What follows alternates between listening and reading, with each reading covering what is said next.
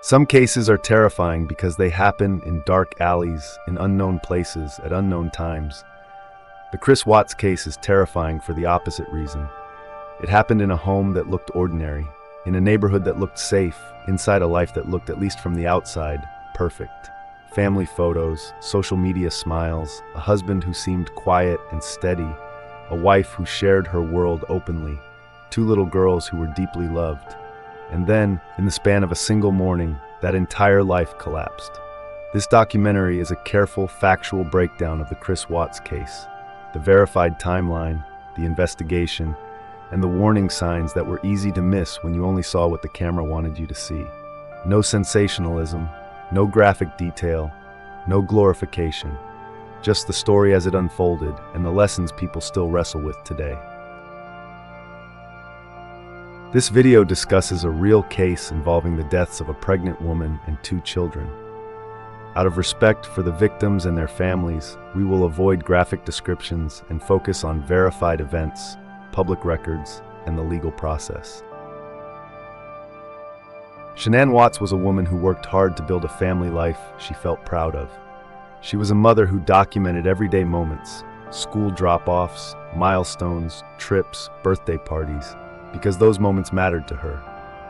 She shared her routines and her joys online, and that openness would later shape how the world learned about this case. Her daughters, Bella and Celeste, were small children with distinct personalities. From everything shared by family and friends, they were deeply loved and central to Shanann's identity. Shanann was also pregnant with a 3rd child, a baby boy she planned to name Nico. These are not just names from a headline. They were people with relationships, routines, and futures. And the tragedy of this case is not only what happened, but the speed with which a normal life can be erased. Chris Watts was often described as quiet, reserved, and agreeable. In many accounts, he appeared to be the kind of person who avoided conflict and preferred to keep the peace. That surface image is important because cases like this often trigger a public question that feels almost obsessive. How could someone who seems so normal do something so catastrophic? The uncomfortable answer is that normal is not a diagnosis, it's an impression. And impressions can be curated, intentionally or unintentionally, through routine, politeness, and the expectation that a calm demeanor equals a safe person. This case is not about whether Chris Watts looked like the type. It's about what the evidence and admissions later established. If you followed Shanann online, you saw a family story with structure and optimism. Like many people on social media, she shared highlights and motivational framing. That didn't necessarily mean the household was perfect. It meant it was presented in a way that felt meaningful.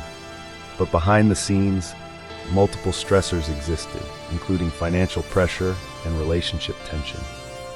In many families, these pressures don't lead to violence, but they do create conditions where conflict can intensify, especially when one partner is hiding significant personal decisions. A key factor in this case was Chris Watts' relationship with another woman. That relationship, according to investigators, became part of the timeline that preceded the tragedy. It's critical to say this clearly. Affairs do not cause family annihilation. Many people have affairs and do not commit violence.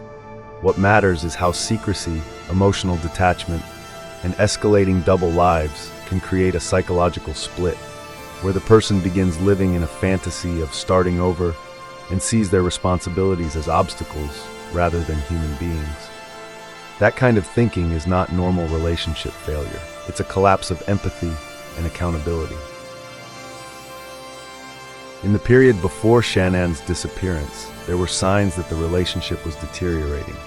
Communication became strained, emotional distance grew, the tone of messages and interactions shifted. In many relationships, that might lead to separation, therapy, or difficult conversations. In this case, it led to something far worse. One of the reasons this case became so widely discussed is that it was, in many ways, recorded in fragments: texts, calls, neighbor footage, and later, police body cam video. And on the morning the case broke, those fragments began to assemble into a timeline almost immediately. Shanann returned home in the early hours after a trip. Shortly afterward, Concerns were raised when she did not respond as expected. Friends noticed quickly. That detail matters. Many tragedies become prolonged mysteries because no one realizes something is wrong until days pass. In this case, Shanann's friends and loved ones raised the alarm fast, which created immediate pressure and a rapid response. A welfare check was requested. And this is where the investigation took its first major public turn. When police arrived at the Watts home, bodycam footage captured the earliest moments of the investigation. This footage is widely known because it shows something subtle but powerful, a mismatch between words and behavior. Officers entered the home with permission. They looked for signs of Shanann and the children. Friends pointed out crucial details: Shanann's phone, her purse, her medication, items she wouldn't normally leave behind. Demeanor stood out to many viewers. He spoke in a controlled, conversational way. He agreed to searches, he answered questions, he appeared cooperative. But cooperation is not the same as innocence. Bodycam footage often reveals what people do under stress. Pacing, hesitation, contradictions, avoidance of eye contact, or over-explaining. In this case, investigators and the public would later interpret early moments through a new lens after what came next was established.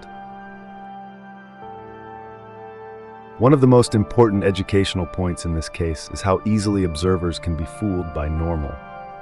A calm voice can hide panic. A polite tone can hide deceit. A cooperative attitude can be performance. This is not to say that calm people are suspicious. It's to say that we must stop treating emotional display as the primary indicator of truth. In the early stage, evidence quickly contradicted the idea that Shanann left voluntarily. And once investigators began examining digital records, communication patterns, and surveillance footage, the narrative tightened. As law enforcement focused on the timeline, they looked at phone records and message histories, where Chris went and when, behavior changes and inconsistencies, statements that did not align with evidence.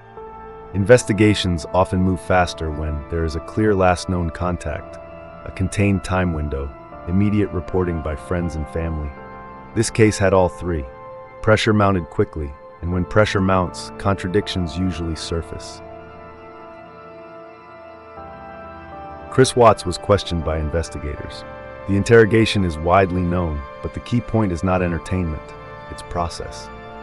Investigators use structured questioning to identify timeline inconsistencies, changes in story, evidence confrontation, psychological leverage. Ultimately, Chris Watts confessed. Public records and reporting established that he admitted responsibility for the deaths. The details are deeply disturbing, and we will not dwell on them in a graphic manner. What matters is the established conclusion. Shanann and the children did not disappear.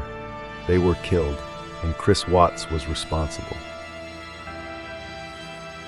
People often ask why this case gripped the public so intensely. It wasn't only the crime, it was the contrast. A man who presented as mild, a home that looked ordinary, a family narrative broadcast in real time, and a sudden collapse so extreme it felt impossible. This case forced the public to confront a hard truth. Sometimes danger does not announce itself. Sometimes it lives inside routines, and sometimes the people we think we know are living a private life we can't see. Chris Watts ultimately pleaded guilty. He was sentenced to life in prison without the possibility of parole, along with additional sentences related to the deaths. In court, victim impact statements emphasized what was lost. Not just lives, but futures, relationships, and the most basic expectation that home is a safe place. The legal outcome gave the case a conclusion in court, but it did not give the families closure in any meaningful emotional sense. Closure is a word that often sounds tidy, but grief is not tidy. Many viewers say there were no signs, but what they often mean is there were no signs that fit the stereotype. Warning signs in high control or high deception relationships can look like sudden emotional withdrawal, secretive behavior and disappearing communication, rapid shifts in affection and engagement, a partner who seems to flip into a different person, increased lying about small things, a growing double life. Another warning sign, often overlooked, is the pressure of maintaining an image. When someone becomes invested in appearing perfect, they may fear exposure more than they fear consequences. That mindset can become dangerous when paired with entitlement and a loss of empathy. Social media played a major role in how the public engaged with this case. It offered visibility, it helped reconstruct timelines, it kept attention focused, but it also created distortion. People began projecting motives, diagnosing personalities, and turning real tragedy into endless content. The ethical line in true crime is simple. If we are not careful, we risk transforming victims into characters and perpetrators into the center of the story. The correct focus is always the victims. If there is a responsible purpose to revisiting this case, it is education. Key lessons. A calm demeanor is not proof of safety. A perfect image can conceal real instability. Rapid response and community vigilance matter. Secrecy and double lives can escalate risk. Victims deserve to be remembered as people, not plot points. This case is not true crime entertainment. It is a warning about how quickly reality can turn. The Chris Watts case remains one of the most disturbing modern family tragedies because it shattered assumptions. It reminded the world that danger doesn't always look dramatic. Sometimes it looks quiet. Sometimes it looks cooperative. Sometimes it looks like a family photo. And the people who paid the price were Shanann, Bella, Celeste, and Nico. Lives that mattered far beyond headlines. Thank you for watching. Like and subscribe if you enjoyed it.